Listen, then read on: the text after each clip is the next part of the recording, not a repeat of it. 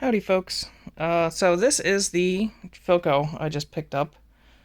1950, what is it, 50-T1404 is the model. Standard VHF tuner. Again, 1950 made. It's a 12-inch roundy CRT. So I'm just going to go over kind of a cursory glance this morning just to take a look at it and see what I need to do to prepare to even start really looking at it deeper. So just looking on the outside, there is some damage to the implosion shield. I'll probably seal this up with something and just leave it. Honestly, the cracks don't bother me. I just want it to be solid. Honestly, this is probably the only chip in the veneer that I can find, which is just so tiny.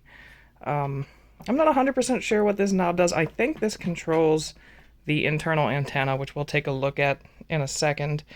Getting down here, so it does have, oh, that's hard to see on camera. I wish I can get more light in here in a minute, but yeah, focus. Yeah, channel selector, contrast and brightness, and then over here is going to be power and volume and the horizontal and vertical controls.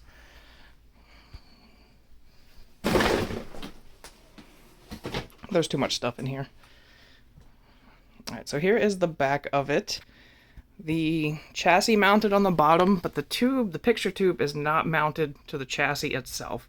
So that should actually make working on it pretty easy. I can get the chassis out with all the weight of the tube being part of it.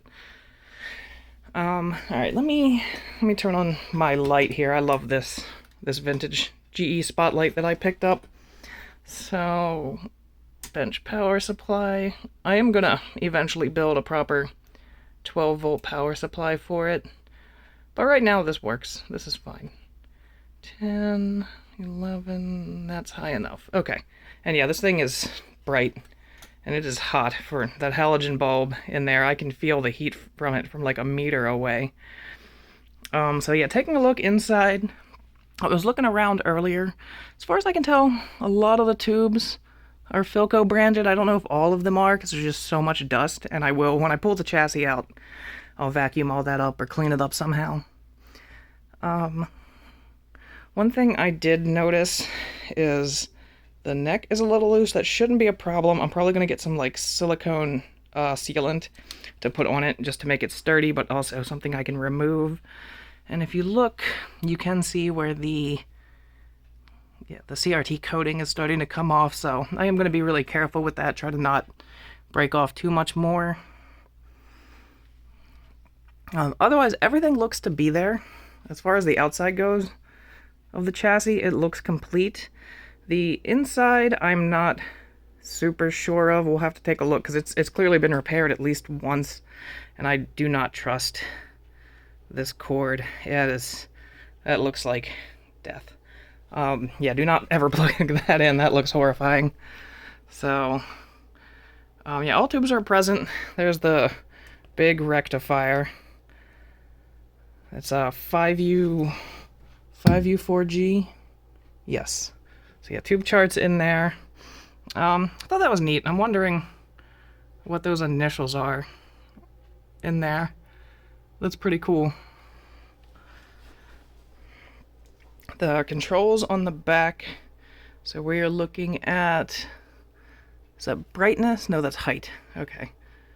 So yeah, we got a height, focus, voice coil, and vertical linearity on the back. Transformer from the outside doesn't look too bad. It doesn't look covered in rust. We'll have to check the resistance on those windings. I just ordered the SAMs, so that is coming hopefully in a few days. Most expensive one I bought so far. Most of them are like $4 or $5, but this was the only one on eBay I could find, and it ended up being like $20 after shipping, so hopefully it comes really well packaged. Let's see, we have at least 1, 2, 3 capacitor cans on the outside. It is a 21 tube set, so let's see if we can count 1, 2, 3, 4, 5, 6, 7, 8, 9, 10, 11, 12, 13, 14, 15, 16. And there's probably a few in the high voltage cage.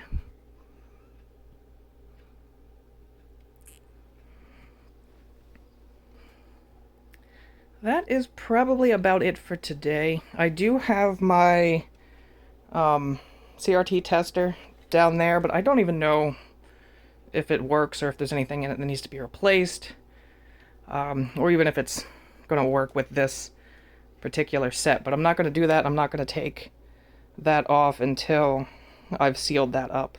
Although looking, let me see if we can get in here.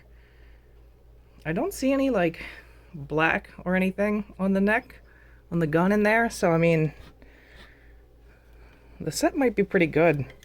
Who knows how long it was used for? It might not have had a lot of hours on it. Maybe somebody got it and used it for a while and upgraded quickly, or who knows.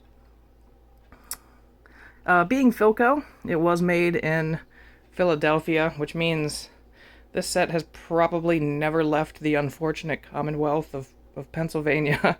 So it's probably been pretty local its whole existence, which is really cool. I have a few things. Hold on, let me turn that off. There we go. I kind of like some of my more local stuff, just to show off real quick. So yeah, my Emerson here has, focus. Really? There we go. So yeah, it has WJZ on it, which I'm from Maryland, and if you're familiar, that is a local news channel that's been around for decades, nearly a century at this part. That's our local CBS affiliate, WJZ, back in Maryland. And yeah, that's it for today. This was just a quick thing. See y'all later.